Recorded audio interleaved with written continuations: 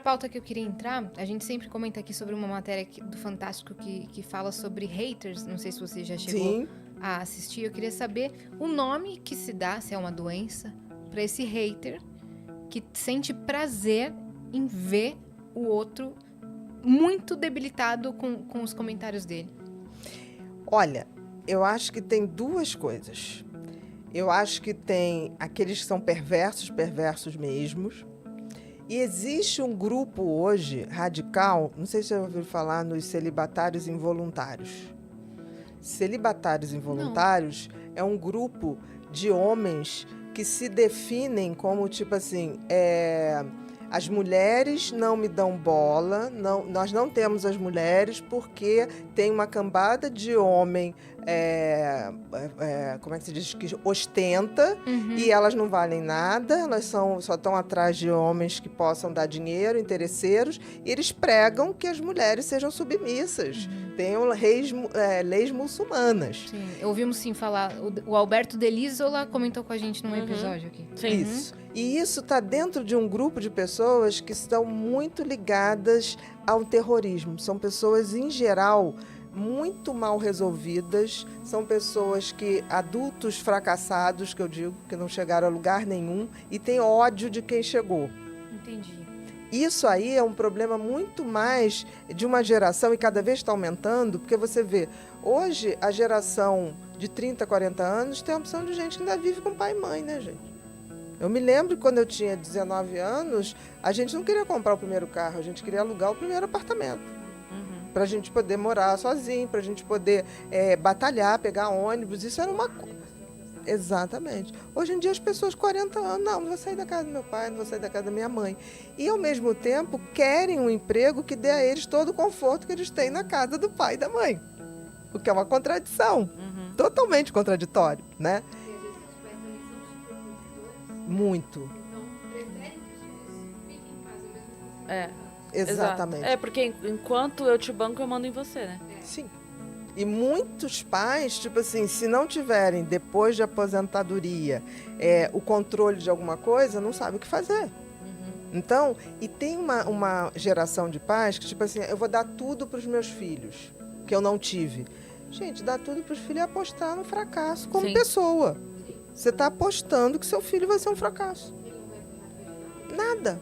Em geral, esses que são os que vão esperar pai e mãe falecer para pegar herança, esses, em geral, exigem que, tipo assim, eu recebo no meu consultório barbaridades hoje, do tipo assim, Bia, eu quero que você dê um atestado para meu pai me passar a herança. Aí eu falo assim, você sabe o que é herança? Olha no dicionário, herança é uma coisa pós-morte. Assim, depois dos seus pais morrerem. Herança não se dá em vida, entendeu? É pós. Não, mas meu pai já está com 70. Eu falei, ok, 70, ele pode ir 85 bonito, com a saúde que ele tem. 70 tá cedo ainda. Esse excesso de dar para essa geração botou num patamar que eles estão querendo muito. E eles estão querendo tudo aqui agora, né? À toa que tem os meninos da boate, né? Que batem nas meninas porque não dão bola para eles. Então, eu acho que os haters... E é muito aquela coisa de... esse emprego paga pouco, né?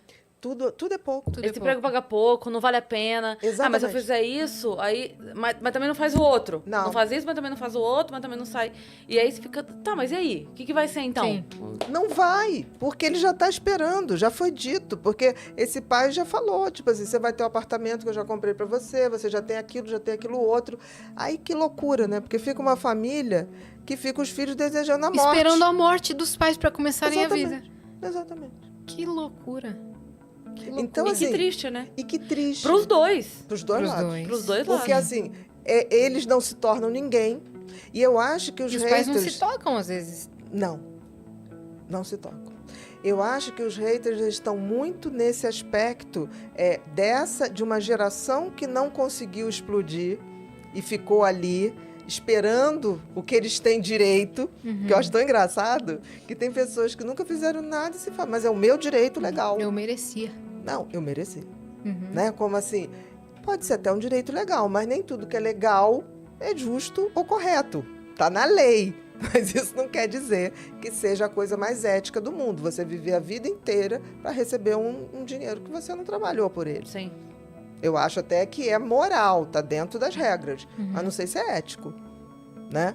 Então, eu acho que os haters têm uma mistura de gente perversa, que fica ali gozando com o sofrimento do outro, como eu acho que tem também um caldo de gente muito invejosa. Sim.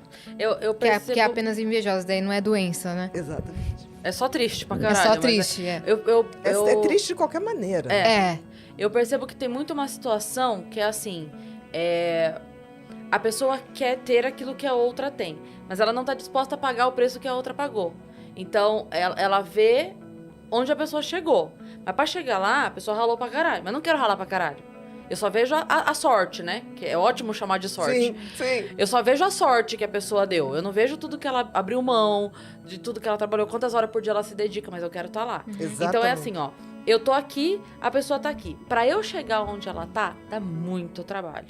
Então é mais fácil eu lutar pra derrubar ela, porque daí a gente fica igual aqui embaixo. Isso mesmo. É isso aí. Isso mesmo. Né? E isso é inveja. Porque tem gente que fala assim, não, inveja é uma admiração. Não, inveja não. O invejoso, ele quer o que você tem e ele, na cabeça dele, ao você ter, você tirou o direito dele ter. Entendeu? Não existe inveja boa ou ruim. Admiração é coisa boa. Inveja, não. O invejoso acha, se você está nessa posição, Cris, é porque você tirou o direito De quem deveria. de quem deveria estar aí. Essa é a cabeça do invejoso. Tá? É uma cabeça muito esquisita. E você estava falando desses grupos, quando eles se juntam em grupo, é aí que eles se fortalecem. Porque sozinhos, às vezes, eles não sentem que eles estão fazendo parte de nada. Exatamente. Quando eles entram para um grupo, aí eles se sentem parte de algo. Eu acho que tem uma frase que eu gosto muito, que é, a gente evolui e ascende na individualidade. E a gente se aliena na coletividade. Né? Nossa, que maravilhoso. E é uma coisa que, se você for ver, torcidas organizadas. Eu uma vez tratava um menino adolescente, um fofo. Ele tinha uns 16 anos. O menino era um amor, lindinho, Um dia eu abro o jornal, ele tá no meio da gangue do Flamengo, mas assim, preso. Eu falei, não tô acreditando nisso. Aí quando eu fui vê-lo novamente, eu falei, você faz isso? Ele, não, só quando eu tô em grupo. Eu falei, mas como assim? Ele falou, eu tenho uma outra identidade. Eu falei, não, você tem uma outra perversidade. É literalmente, alienação em grupo é uma coisa muito perigosa. Que loucura, né? E você vê o seguinte, cada vez mais você tem eventos que reúnem mais gente. Isso significa que cada vez mais a gente está evoluindo individualmente num processo menor. Sim. Os eventos hoje, eu me lembro, quando eu tinha meus 20 e poucos anos, o máximo era ir no Canecão, que era uma casa de shows no Rio de Janeiro, que dava mais ou menos 1.000 pessoas. Hoje um show grande, você pega aí, nem sei. 100 mil pessoas. 100 mil pessoas, é uma coisa surreal. Você acha que alguém ali está em algum momento... Primeiro que quando começa, o povo já está tudo bêbado, né? Ou doido. Porque marca para começar 11 horas da noite, abre os portões às 3, aí a última atração entra às 1 da manhã. É surreal, entendeu? Eu acho que existe hoje, e se a gente for ver bem, existe hoje um excesso de entretenimento sem conteúdo que leva uma alienação muito grande, e não é por outra razão que a gente não tem gênios nesse século. Qual o gênio desse século? Tudo que está aí hoje, raio laser, celular, satélites, tudo a gente deve aos físicos do início do século passado. Sim. Tudo. Einstein, Tesla. Não tem ninguém. Ninguém esse século não tem um gênio. Porque para se criar um gênio, você tem que ter silêncio, você tem que ter horas de solidão. Sim. É muita lapidação, né? Muita lapidação. Não se faz um gênio. Então as pessoas falam, não, mas hoje tem o celular. Sim, mas tudo que levou à criação do celular está no século passado. Você está aprimorando. Você não tá criando simplesmente está nada. pegando uma coisa e lapidando. Sim. Não tem E porque nenhuma criação. a tecnologia por si só, a evolução vai acontecendo, né? Sim. Então, as pessoas vão naturalmente melhorando aquilo que elas O usam. computador, né? Ele foi aquele... Teve até um filme que foi o jogo daquele cara que foi da matemática, né? Isso. Do Alan Turing, é isso? É o Alan jogo da Turing, imitação. O jogo da imitação. Você Sim. vê, toda a programação da linguagem digital, que é binária, foi ele que fez. Foi ele. Tudo que está no computador até Tudo hoje, que está sendo desenvolvido partiu tudo dele. a partir daquilo. Uhum. Sem aquilo não poderia nada. Sim. Tudo numa linguagem digital é binário, é 0 e 1. Qualquer mensagem é uma combinação de zeros e uns. Sim. E aí, o que a gente faz hoje? Por exemplo, isso eu gosto muito de colocar, porque eu vejo acontecer e vejo que as pessoas não estão vendo. Você viu como hoje as pessoas estão radicalizadas? Em todos os sentidos. Todos. Não estou falando Pra só extremos. política, não. Tudo, Qualquer área. qualquer coisa. Qualquer área. Por quê? Você não pode mais tanto faz alguma Não, coisa. não. Ou você Porque aí- ama, ou você odeia. Porque então você não tem personalidade, você não se Nenhuma. posiciona, você tá em cima do muro, tá passando Exatamente. pano, Não. você tá... Não, eu gosto muito de falar assim, olha, na minha opinião, eu acho, porque as coisas mudam, eu posso mudar, eu quero ter essa liberdade. Várias pessoas, quando falam isso, me mandam coisas assim, não fale mais isso, tira o poder da sua influência. Eu quero ter poder, alguma coisa, entendeu? Tipo assim, eu acho mesmo. Pode ser que daqui a 10 anos eu falo, gente, o que eu achava Eu estava quero tudo ter o poder errado. de mudar. Eu quero ter o poder de mudar. É. Exatamente. Então, o que está acontecendo? Hoje, as redes sociais, elas que são a grande praça de discussão. De tudo. Sim. Desde a cor do biquíni às eleições. Quem é que comanda as redes sociais? Inteligência artificial, Sim. que é binária. É sim ou é não. Então, se eu curtir um comentário seu, aquela inteligência artificial parte do princípio que nós somos afins. E aí, ele só me mostra o que você posta. Sim. E eu deixo de Você fica de aqui, ó. ver outras pessoas. Então, as pessoas estão se degladiando e não estão vendo que nós estamos sendo manipulados por uma inteligência artificial que não Sim. tem sentimentos. Sim.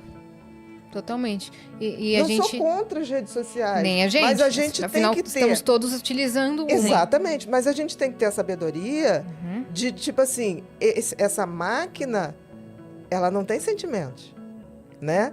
E tem uma opção de gente que, de repente, eu vou ver, eu não vejo mais postagens de Sim. pessoas, assim, amigos. Eu falo, gente, o que aconteceu? Eu vou lá, eu tenho que seguir de novo, porque deixou de seguir. Que a bolinha lá dos stories fica lá pra trás, ou deixou de Ou seguir. some, É. ou então tira mesmo. É. Aí você vai ver, porque ele não tinha muitos seguidores. Tá, mas eu quero a opinião daquela pessoa, sabe? Uhum. Essa Porque a coisa... máquina não tá nem aí com seu afeto pelas pessoas. Sim. Nada, Sim. nada. Sim, pela entrega. Pela entrega. Então, assim, não sou contra nenhuma evolução tecnológica, eu acho que é o contrário. Eu acho que uma da coisa do ser humano é a gente tem que se reinventar de tempos em tempos. Por isso, para a gente ser atemporal, a gente precisa se reinventar. Uhum. Não adianta ficar, tipo assim, tudo aí que tá uma porcaria. Não. Você imagina Platão ou Sócrates com o Twitter na mão, com uma rede social na mão. Não imagino eles usando. Mas seria maravilhoso. Seria maravilhoso. Jogar umas mensagens todo dia, epiteto. É, Olha que coisa linda. Eles iam levantar de manhã, não precisa eu nada. acho que eles seriam low profile, sabe? Gente, eles iam deitar e rolar. O poder de influência. É. Agora, o que acontece hoje não é isso, né? E a gente tá cada vez menos exercitando a nossa atividade cerebral, né? E não se sabe no futuro quais doenças neurológicas que a gente vai ter cada vez mais cedo, Sim. né? Alguém falou pra gente, acho que foi o marido da Gretchen, que falou pra gente que tem um estudo que os jovens cada vez mais cedo vão ter Alzheimer e outras doenças. Porque É a gente bem provável que isso ocorra. Como gênios, onde estão? Sim. Outro dia, não sei quem falou, um menininho chegou para mim, não, mas o inventor do Face, tia. Eu falei, não, isso não é genialidade, amor. Genialidade é aquilo que muda a história da humanidade. Tudo bem, pode ter até mudado a forma de relacionar, mas isso não salvou vidas, né? Tipo assim, eu estou muito mais interessada no cara que vai trazer a vacina anti-câncer. Uhum. Isso vai mudar um paradigma de longevidade. Uhum. Então, até essa coisa da gente mostrar para as crianças quem são os heróis Sim. de verdade. Ou, que nem a Esther Sabino, que descobriu a sequência do genoma do coronavírus. Exatamente. Isso é genialidade, isso é alguém compromissado. Porque, assim, como ser humano, a gente não veio aqui para ser feliz. Nem para eu mereço, né? Eu mereço. A gente veio aqui para evoluir como ser humano. Uhum. Não precisa nada. Qual é a função do Sol? Aquecer para gerar vida, não é isso? Nós também somos parte da natureza. Nós também temos uma função. A única diferença é que nós foi nos dado o direito de escolher como exercer essa função, de ser humano. A gente nasce humano, mas ser humano é quando eu tenho valores, virtudes, ou seja, pratico esses valores e tenho o fator de soma, ou seja, a minha vida tem que somar para mim, mas tem que somar coletivamente.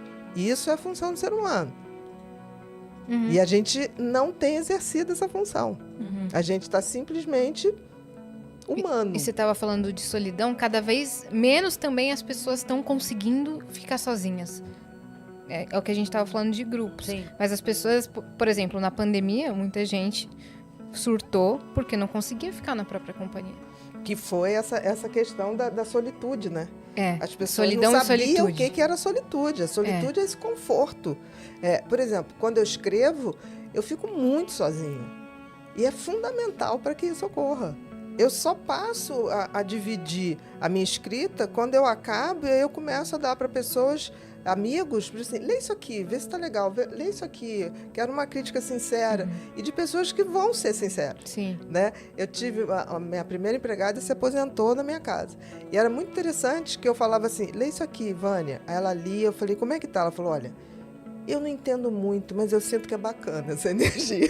E a opinião dela importava. Era opinião. Aí eu falei, peraí, mas eu vou tentar escrever de uma maneira que você entenda. Aí eu botava ela, agora eu entendi. Então, é uma referência de uma pessoa que não vai falar, tipo, não, tá ótimo. Né? Porque, assim, sempre que eu comecei a escrever, meu objetivo não era escrever para os meus colegas. Meu objetivo era escrever para o público geral. Sim. Era escrever sobre neurociências, sobre funcionamento cerebral para quem não entendia. Para que a pessoa pudesse ler, ir no médico e questionar. Eu li isso aqui, isso faz sentido, não faz sentido? Como é que eu sei se eu tenho isso ou não? Então, isso eu acho que é esse fator de soma que não dá para você não dividir o conhecimento. Perfeito.